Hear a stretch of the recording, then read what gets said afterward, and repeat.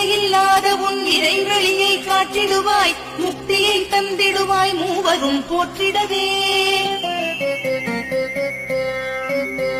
நம்பினேன் உன்னையே நம்பினேன் சந்தகுரோ, உன்னை என்று இவ்வுலகில் ஒன்றுமில்லை என்றுணர்ந்தேன்.